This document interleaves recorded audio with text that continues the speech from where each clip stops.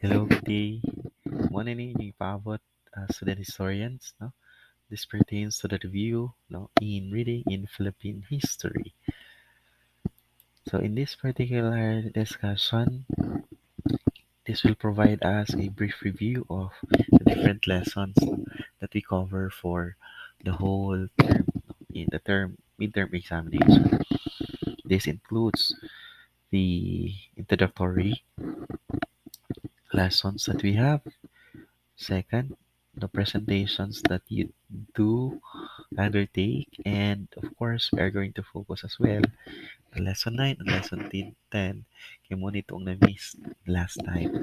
And I will also provide you with examination guidelines for you to have a smooth process of taking your examination. And so, to start with, no, this is a very good motivation for you. No?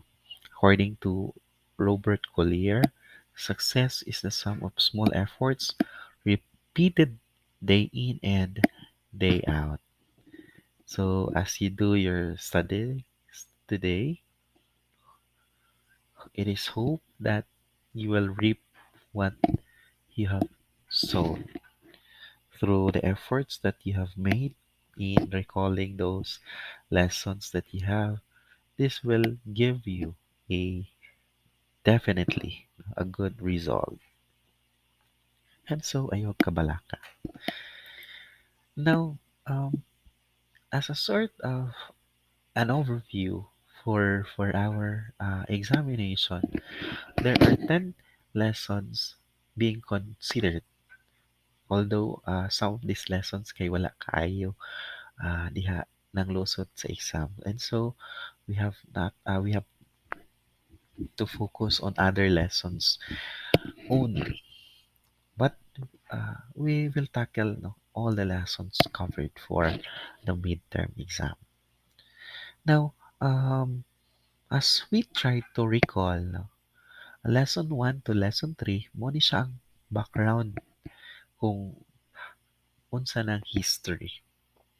It is in here you have been provided with a definition of history, with the sources of historical data, and lastly, on how you conduct historical criticism. Sa lesson 4 to lesson 8 naman, it is in here that you have been provided with the materials or the topic no for each group for you to come up with presentation. Yung presentation ninyo basis na yun on how you conducted historical criticism of these different primary reading materials. And so you do have outputs for it. And those were excellent for me. And lastly, for lesson 9 and lesson 10, this pertains to the controversial historical claims. So as you browse your different modules, as you advance in reading these modules, you find that these lessons pertains to very important course or shall we say information of our history or our national history. Yet controversial po to siya in a sense that this historical data or historical claim have different sources. Meron siyang different versions. And they are all primary sources. And that's why we still have to uh, apply the learning pertaining to how you are going to critically examine and analyze this document or historical information. For this is the somehow the backbone of doing history. And so we recall our first lesson pertaining to the definition of history. So I hope you did not forget no the meaning and etymology of history. as pertaining to the knowledge acquired through investigation. So, meron siyang talagang investigation, meron evidence. And this somehow differentiate from that of a chismis, from that of a hearsay, or kung unsay gipang istoryahan sa Marites. And if we are to somehow understand history in a very simplistic manner, it's just a simply a chronological order of a particular event, right? So this is what you did in your previous academic years. Yet there is a deeper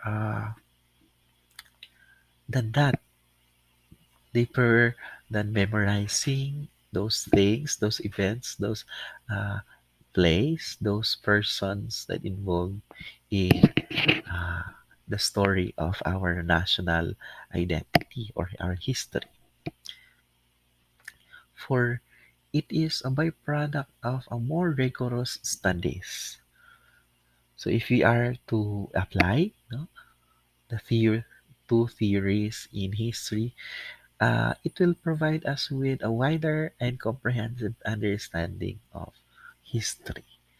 So when you say factual, this pertains to the basic information that you get out of a particular historical event. The who, the what, the when, the where things happen.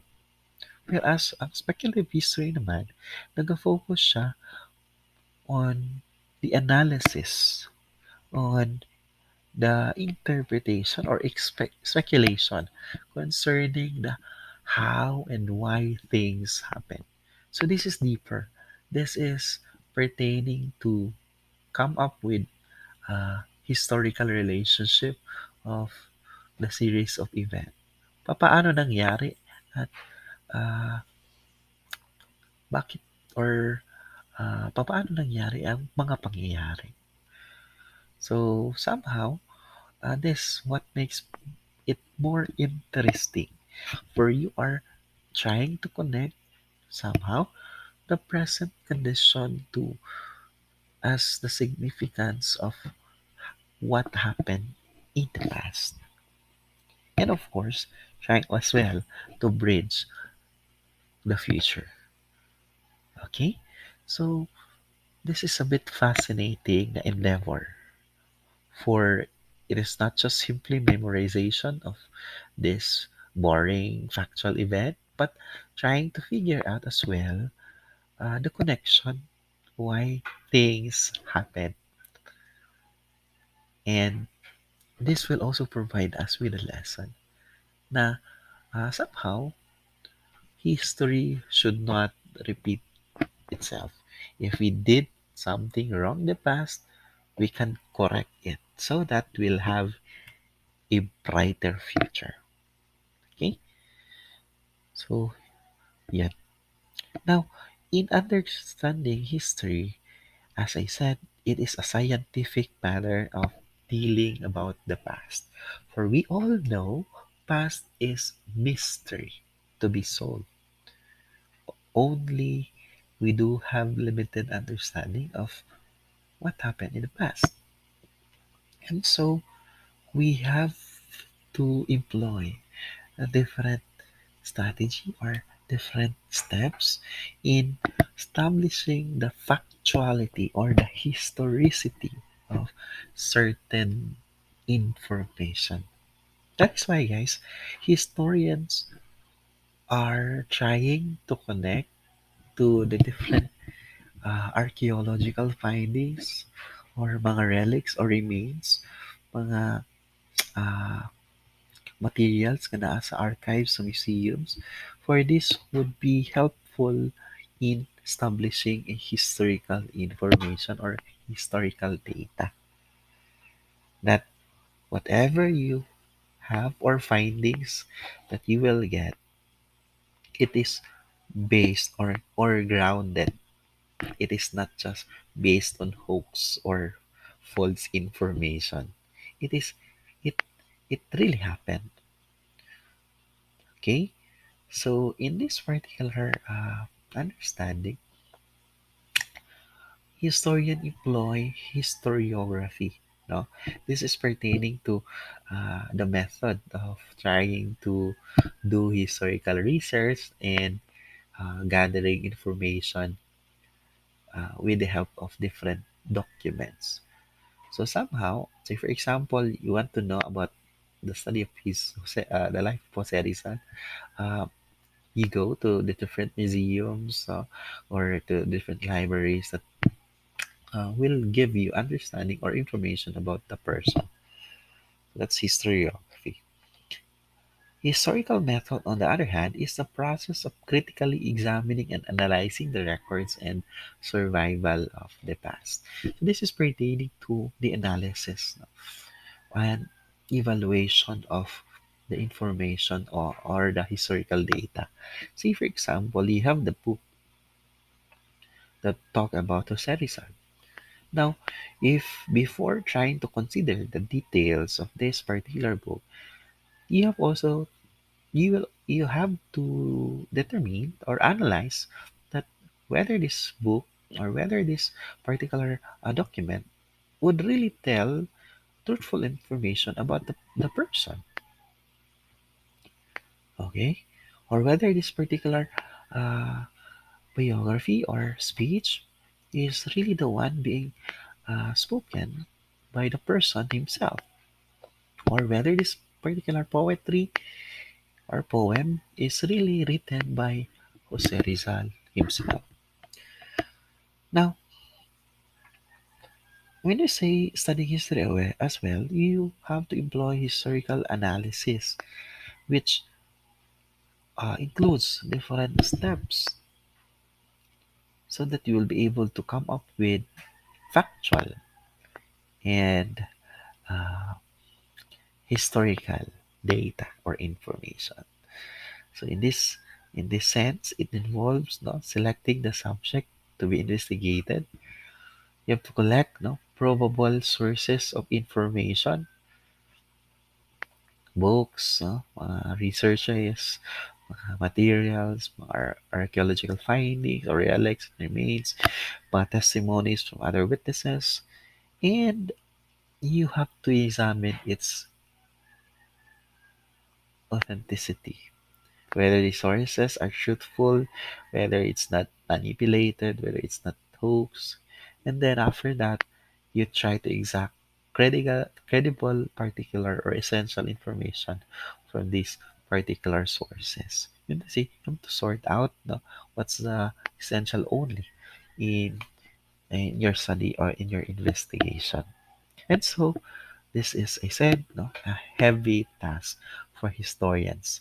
What we have in our historical books are based on proof, based on sound evidence, not just on hoax, on misrepresentation or misinformation, as being simply recalling by some marites there.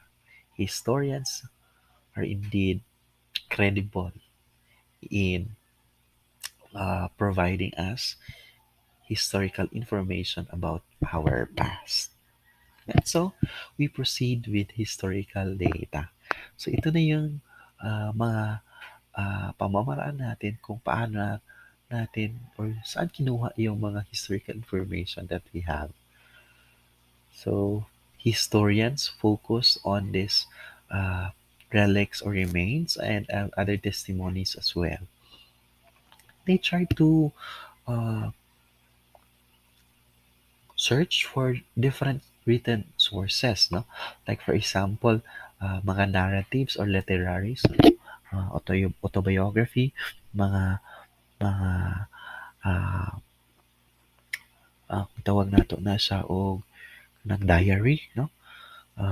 Poetry, uh, what else? Recordings, no? And diplomatic or judicial source. This pertains to the purest, no? Source. Like for example, speech, no?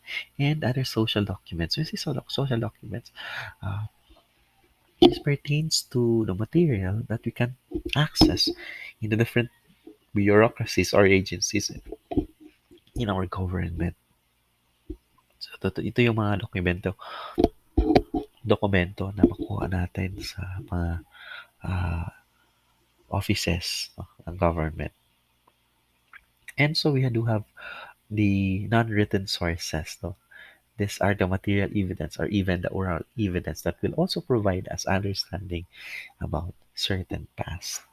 And now we have to determine as well no, the primary sources and the secondary sources of information and its importance. When you say primary sources, this pertains to the first-hand sources or account. It's because it is the experience themselves by the eyewitnesses. Meaning to say, they witness, they experience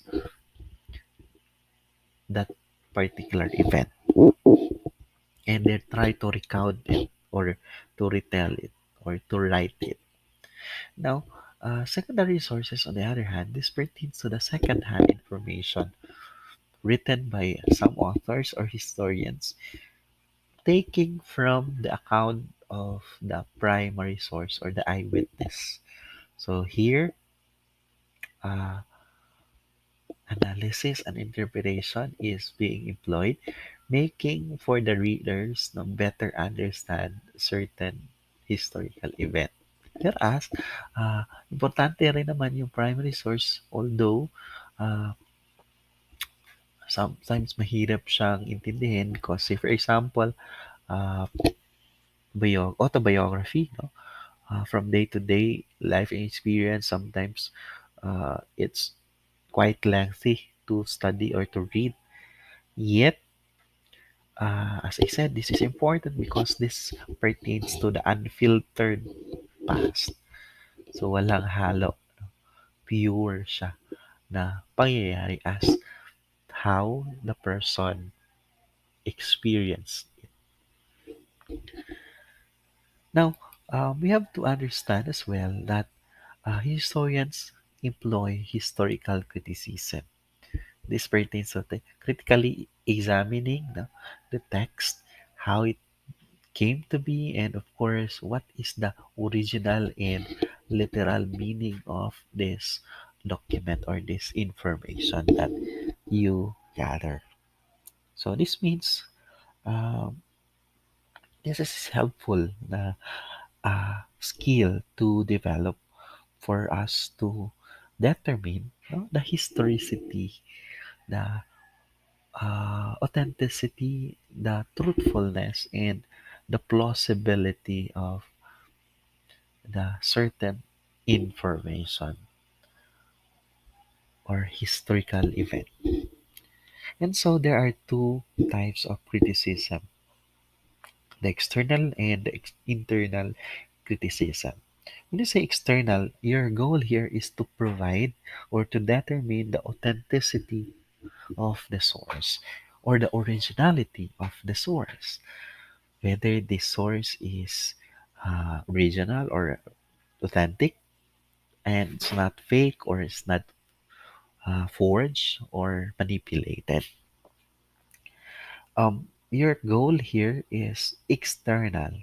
The focus here is on the document itself, whether this document is indeed credible in uh, in your search or in your research for the information necessary.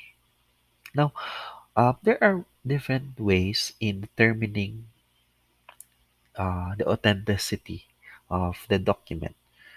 We have, for example, to consider the date, the author, the anachronistic style, the anachronistic references, the provenance, or where it's the uh, document is made, the semantics, and the uh, hermeneutics or the interpretation of the particular document.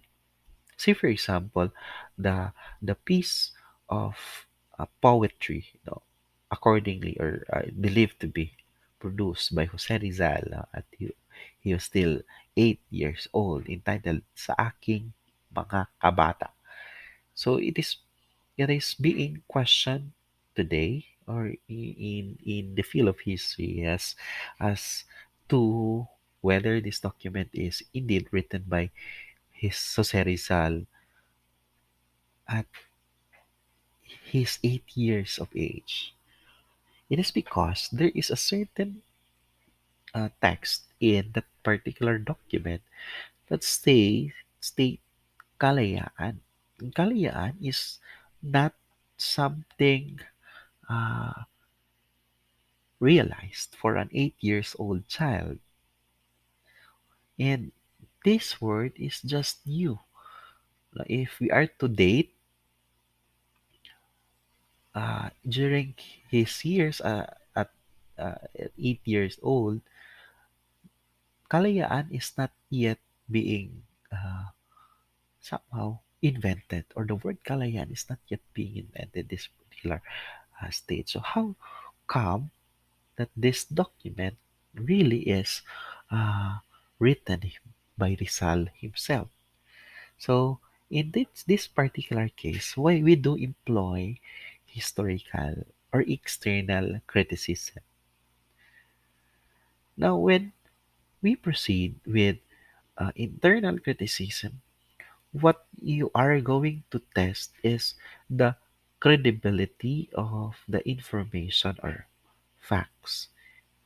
If external criticism pertains to the reliability of the document or the authenticity of document, here you are going to focus on whether this information is credible source. So we have to back check, no, the author, his status, his background, as to is indeed reliable siya sa source or sa pag-story ani nga information, his mental state, and of course, his capacity, no, in giving a reliable information. Aside from that, you have to determine, no, whether he is the one writing this particular information. That is why you have to deal with the handwriting, the signature, the the the style, no, and even the seal. No? And of course, you have also to examine the text or the information itself as to uh, bridge, no, the credibility of that particular information. And now, this is very much important in the study of history. Ika nga kasi yung mga sources natin uh, are are focused on the past, and we don't have such enough knowledge pertaining the past. Now we proceed with the next division pertaining to your presentation. I will not explore further into this since you have your presentations naman, and I do provided you with materials. But I'd like to give a sort of a little background of these lessons. For lesson 4, this pertains to the document, no, written by Antonio Pigafetta himself. No, he was the chronicler, a companion of Magellan's journey in that voyage around the world that led to the rediscovery of the Philippine archipelago. So this document provides the detail, no, from day-to-day experience of the explorers, no, until they came back to Spain for their 3-year journey. Now that journey was headed by Magellan himself. He was a Portuguese background, yet he was able to uh, be summoned and convinced of the king to have this expedition. So this is actually an expedition to search for the Moluccas island.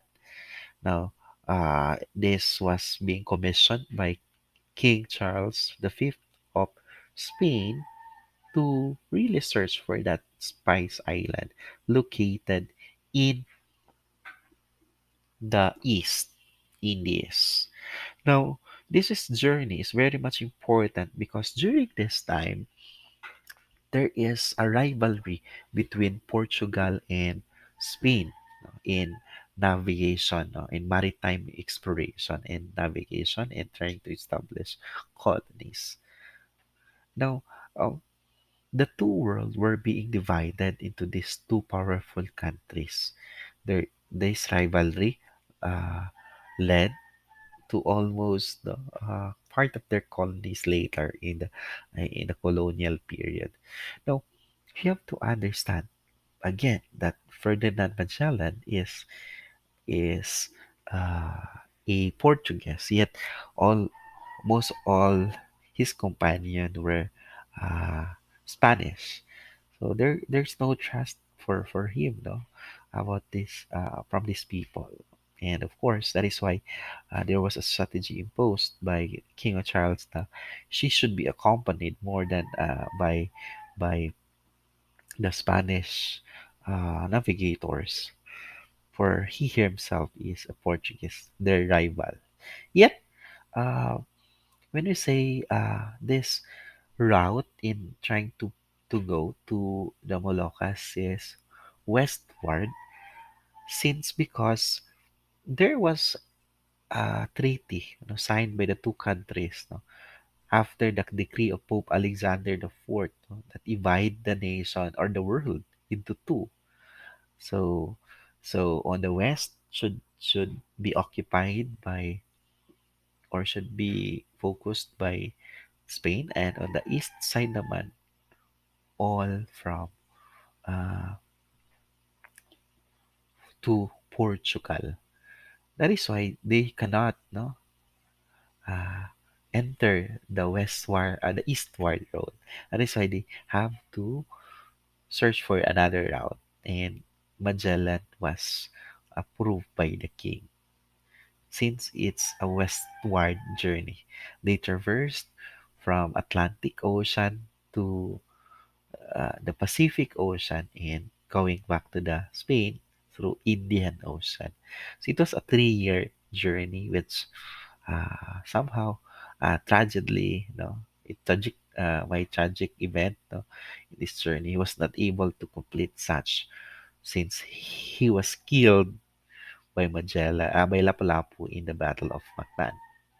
However, such journey is quite significant, for it provide us with more uh, understanding about geography or our world. No, it's not flat actually, but it's round.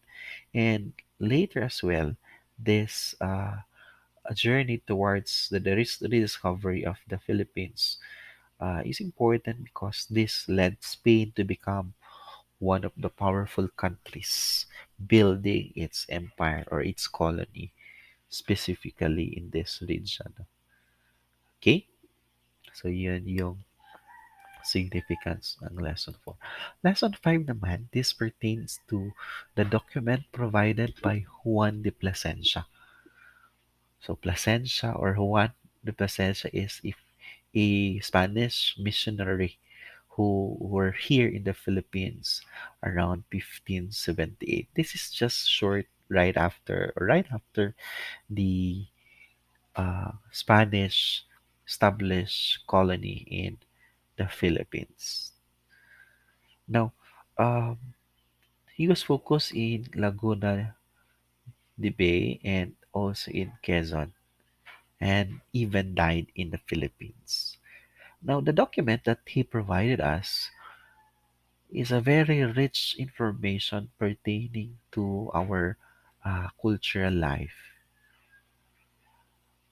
Although the purpose of this is really to provide information about how governance of the administration of justice, inheritance, and the like, pertaining to the Indios, because there were uh, anomalies being reported, no, to the king or to the mother or to the capital government in Spain pertaining to the abuses of these Spanish colonizers in the Philippines. And that's why they have to have information about the background of this.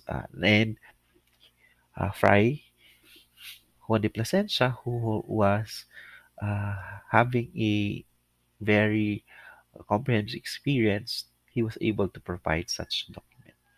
Aside from that, this is very much important document for this provides mga future missionaries, no, future priests, no, mga friars in easily understanding the life and the practices of the natives that they tried to convert to Christianity. So the more that they know the background of these natives or Filipino Indians, the more that they can uh, convert them. And so the document has different contents. No, it contains social classes, political aspects, economic aspects, laws and customs, and even religious practices of the natives. This really shows how unique Filipino cultures are, and we do have civilization even prior from sa mga Spanish colonization. And of course, this document really provide us of trying to establish with knowledge of and importance of the so-called mga ethnic minorities, no, indigenous people, for they are still preserving this particular culture even uh, through the advent of time, no. Hanggang ngayon, sila pa rin ang sila talaga, no, ang the trademark, no, of the true identity of the original Filipino. Now, lesson 6 focus on the paintings or the art materials provided or being done by Juan Luna and Fernando Amorsolo. Don't try to focus really on this particular subject for there are less items being uh, considered here. Now, for Juan Luna, uh, these are his masterpieces, the Spolarium and Parisian Life, which captured a lot on the historical event in the Philippines during the Spanish colonial period. Although lahi ang style, pero it has a cultural and historical significance. And so with Fernando Amorsolo, with his Antipolo Fiesta and Palay Maiden or Dalagang Bukid, this also captured the historical event or uh, background of the rural areas, specifically after the post-colonial period or during the 1950s. So this is the typical, no, characteristic and lifestyle of Filipino living in the rural areas. Lesson 7 provide us with the importance of political caricature or political cartoon. This is basically for to draw attention and uh, to present point of view of the cartoonist regarding the current or the special or the controversial, no, and recent event in our society. And so with the speech, no, this is pertaining to the speech delivered by Corazon Aquino before U.S. Congress 6 months after her ascendancy to presidency, when uh, Marcos was ousted in the position as being the tyrant. This is also the time where democracy was restored after the dictatorial rule of the Marcos, and that speech would really recount on her experience pertaining to the martial law era. Okay, so those were the things that uh, focus on lessons 1 to 8. 6, 7, 8. There are only limited items considered in the examination, so uh, don't familiarize, no? Just familiarize with the terms, with the concepts. Moving on, we are now going to discuss this cavity mutiny. So this is a very much important event in the course of our national history. When you are being asked, what do you know about this event? Perhaps you do have knowledge, but sometimes we cannot easily recall, retrieve what really happened in this particular event. But again, this is very much important to know because this provides also a current understanding of our present situation.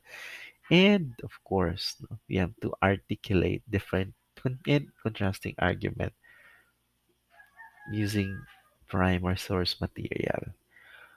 This topics actually I initially have for you is to conduct a debate, but since this is uh, considered in the midterm exam, so we have to briefly discuss this topic. Now, when you say committee mutiny, this is one of the most significant in uh, the course of our history. For this describe the uprising made by the Filipino soldiers working in the Cavite arsenal because the previously um, exemption no being given to them by doing this job no were being taken from them. So this is an act of defiance to the governor general because he was the one lefting these privileges. Yet this bloody encounter, this bloody coup d'etat, also led for further uh, uprising, which eventually led to the Philippine Revolution in 1896. Now, there were early uprisings prior to this, yet this event is quite historical in the sense from the national perspective because this is the time wherein people or the Filipino natives realized and their own condition, and this could be the turning point in our history. Now, as being said, the reason or the primary reason why they revolted or they uh, they wanted to overturn the government is simply because they were being uh, given exemptions in paying taxes and of course in doing polo y servicio by the former governor General Carlo Maria de la Torre. However, when de la Torre was removed from the office and Governor General Izquierdo assumed these privileges, which was enjoyed by these soldiers, were being uplifted for Governor General uh, ruled with a cross on one hand and a sword on the other hand. So, in other words, he's strict and he's not compassionate towards Filipino Indios who are serving in the the government as uh, soldiers.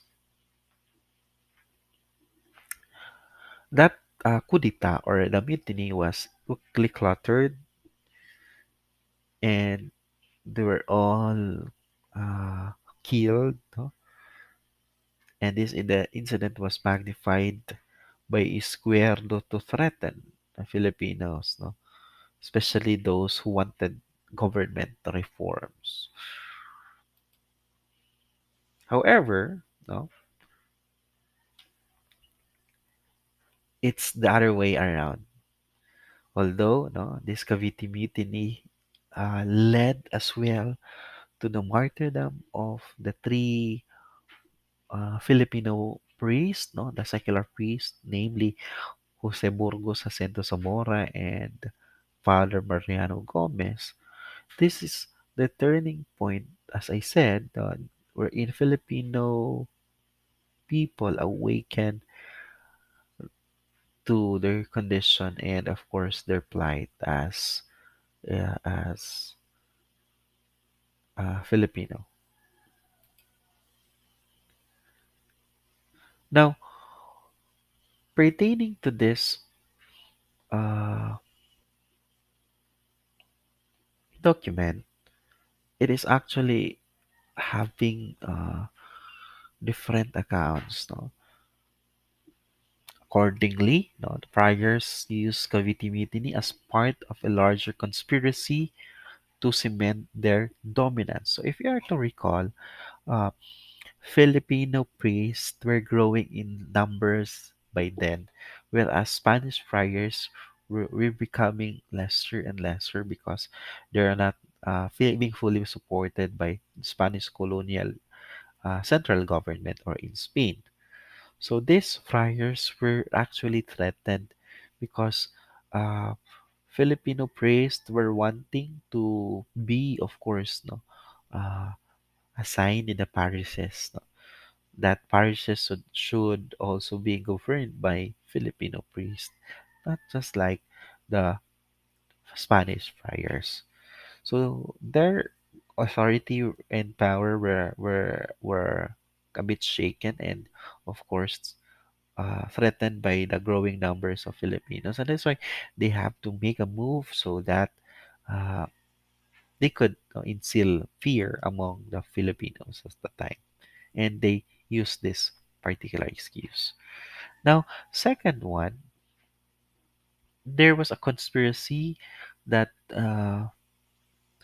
that Filipinos wanted to overthrow the Spanish colonial government in the Philippines.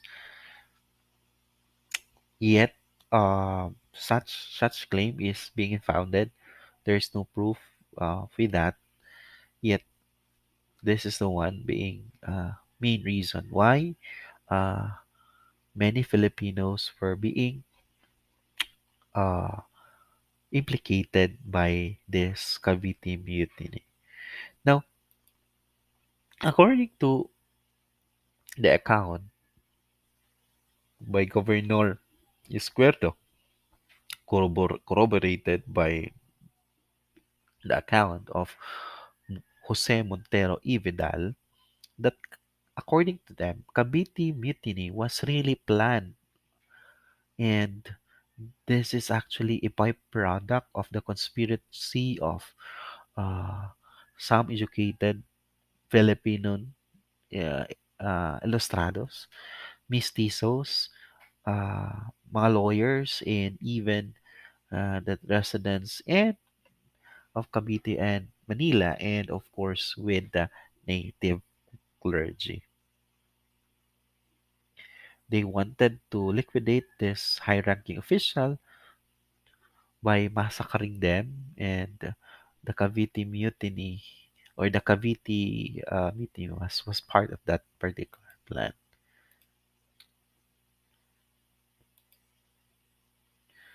So according to the account,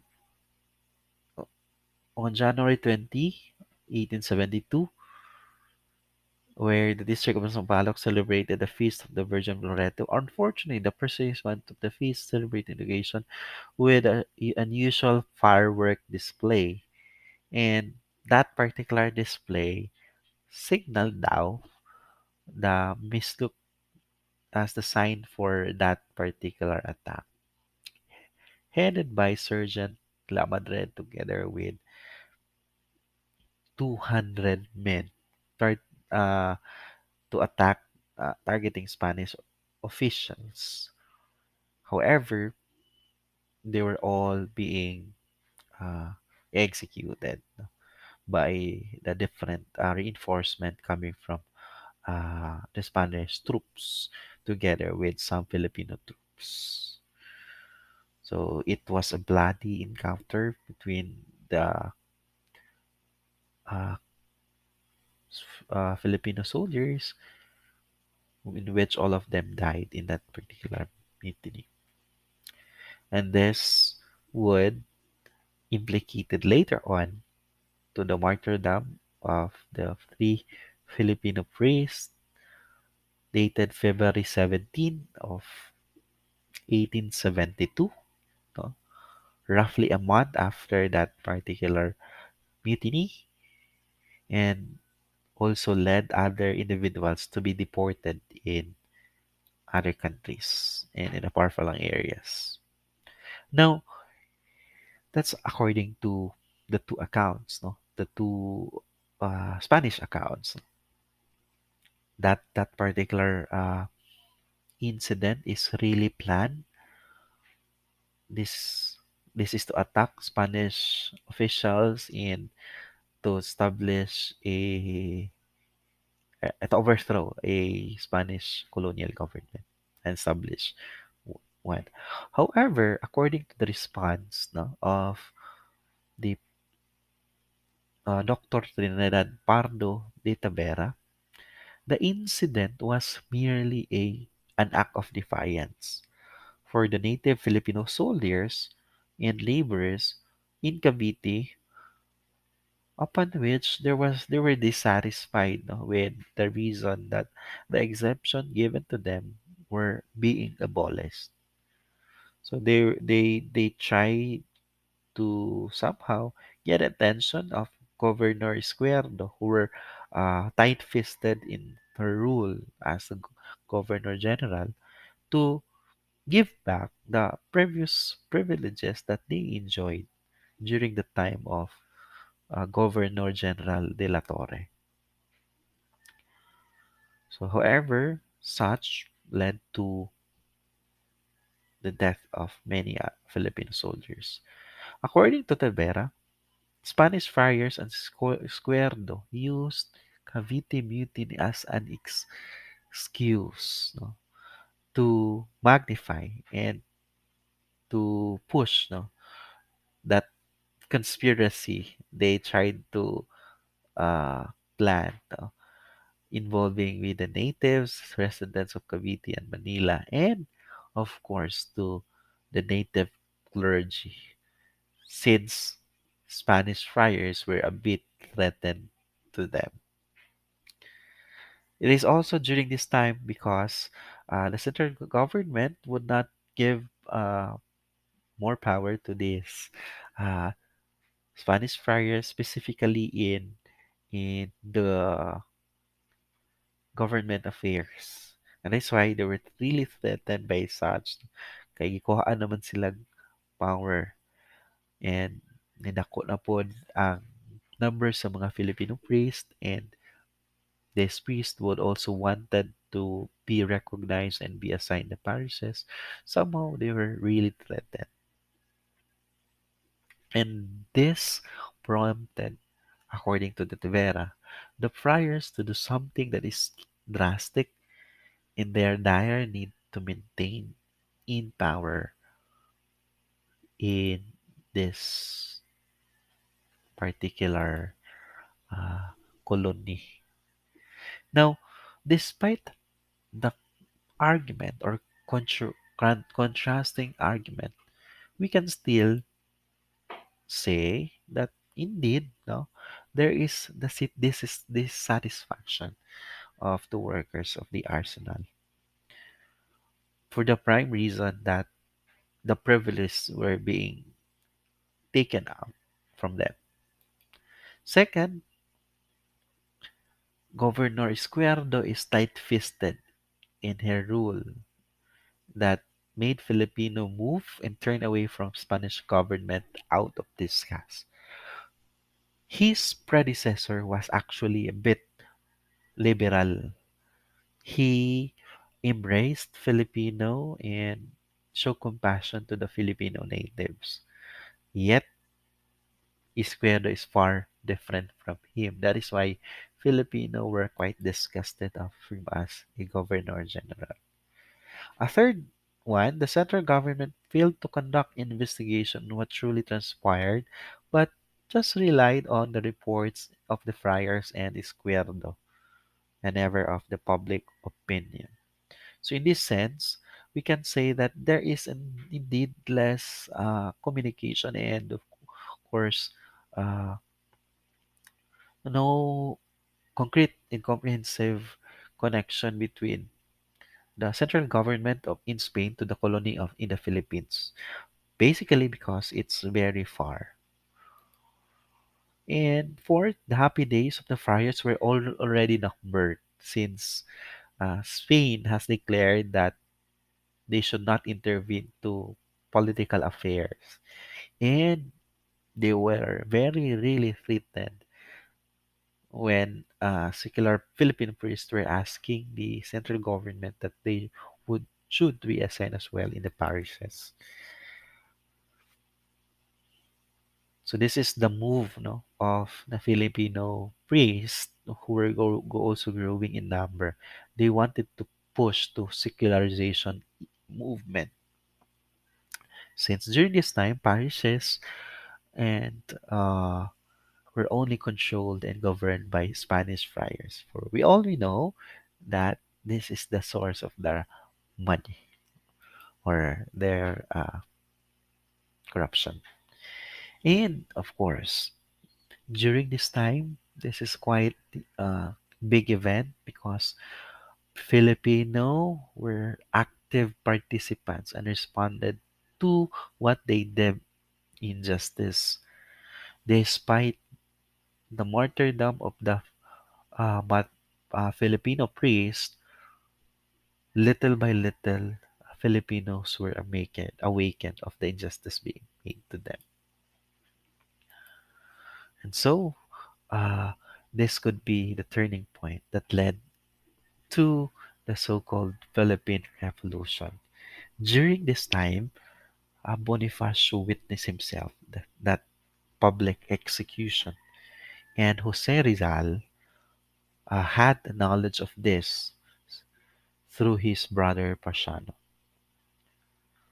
So this instilled the young minds of our heroes towards liberation, freedom, and independence from the oppressive rule of the Spanish colonial government, in which such were reverberated in their uh, endeavors as we go along in our history.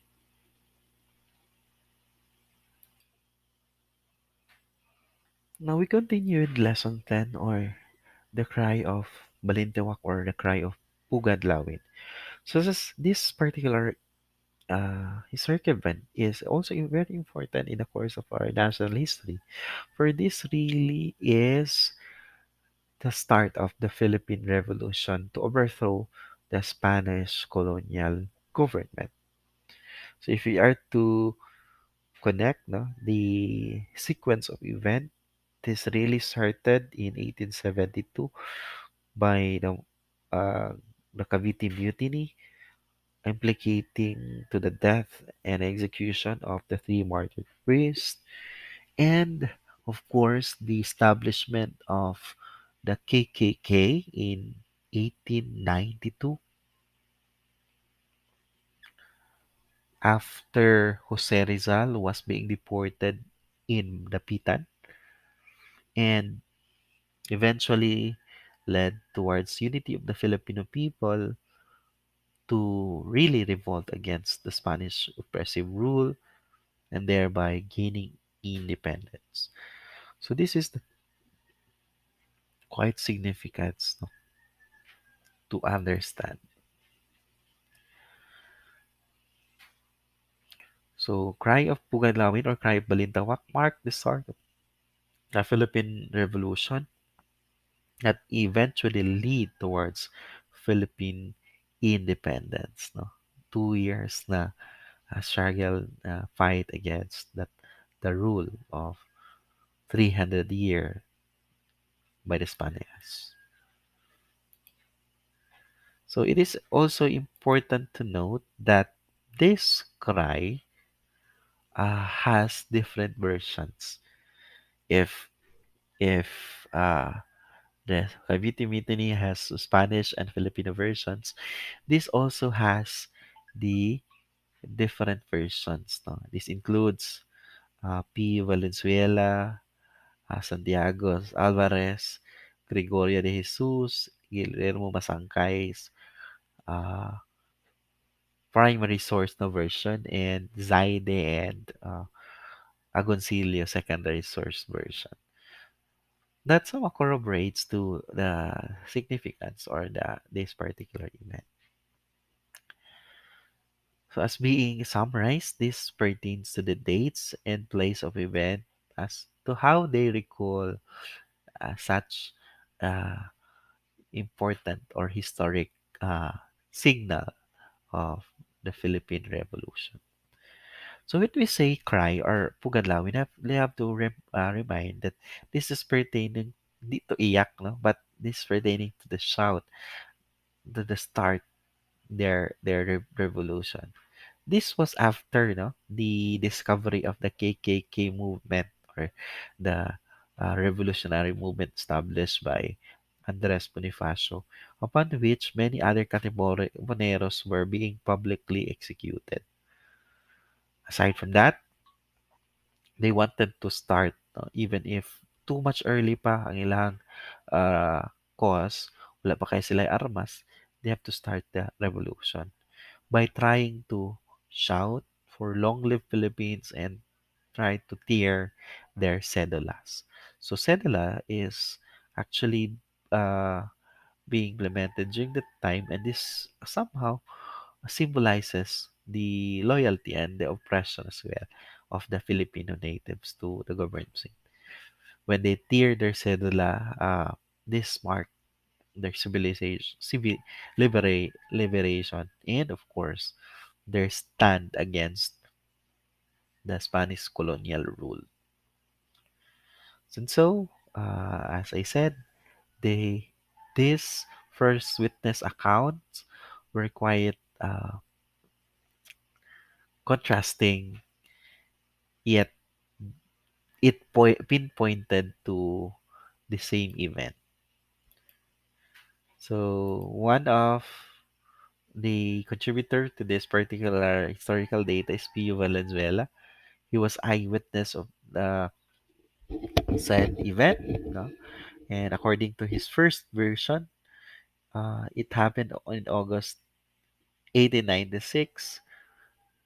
Yet later in his life, uh, he recounted that such uh, historical information and established that indeed the cry took place in Pugadlawin or not in Balintawak in August 23, 1896 instead of August 26. So this one makes controversial. Mean to say, uh, it's because nagbago ang yang uh, gi-provide na information later, no, in his life. About Guillermo Masangkay naman, he's also an eyewitness to the historic event because he was a general in that particular event, and he was a childhood friend of uh, Bonifacio.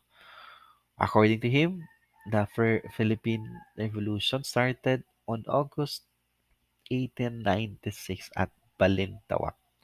So, corresponding, the date and the site presented were accepted by preliminary years of American government. So, this is being first accepted by by us, no, or even until recently. Um, this was this was also the same historical information that we can get on the early recalling of Pio Valenzuela. However, Pio Valenzuela in these later years changed this historical information. No? So somehow, August 23, August 26, and Balintawak were just the same with Pio Valenzuela's account. Yet Pio Valenzuela in his later year changed that to August 23, and it was happened in Pugadlawin, not in Balintawak. Next version of the cry is Santiago Alvarez, also an eyewitness, for he himself is a Katipunero from Cavite, and he was a relative to Gregoria de Jesus, no, the wife of Andres Bonifacio. Although he's not an eyewitness, although he was a Katimoro, but he's not an eyewitness. It's that is why it's much less given much less importance. Um, for him, the historic event is or happened on August 23. And lastly is the account of uh, the Lakambini of the Katipunan herself, no, the wife of Andres Bonifacio. She has different account as well. It's not on August 23 nor in August 26, but for her, the cry really happened in near Caloocan on August 25, 1896. So we can have it here that there are different accounts. One is a bit controversial since Pio Valenzuela, for example, changed his mind in about this particular information. The other one is less of importance because he's not really an eyewitness. And what we can get here is that what we are having or uh, following right now is the cry of Pugad Lawin, which happened on August 23 of 1896, as being corroborated by further findings by Teodoro Agoncillo and, of course, Gregorio Zaide. They were all famous historians in our country. Despite having controversies when it comes to historical information, we can still say that this historical data, this history, is a very important one. Although Bonifacio was later on uh, killed or executed, yet he started the revolution to really overthrow the Spanish colonial government and establish a government that is for and governed by the Filipino, in which this had happened 2 years after such uh, struggle. So independence was gained on June 12 of 1898, upon which we are celebrating yearly. And so this is the significance of this particular event.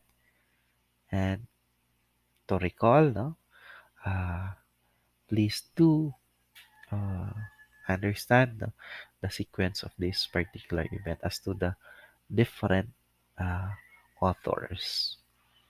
Okay, so I think this is uh, the coverage for the exam. I hope that you're now, after watching this, ready now for the exam on Monday. Good luck and God bless.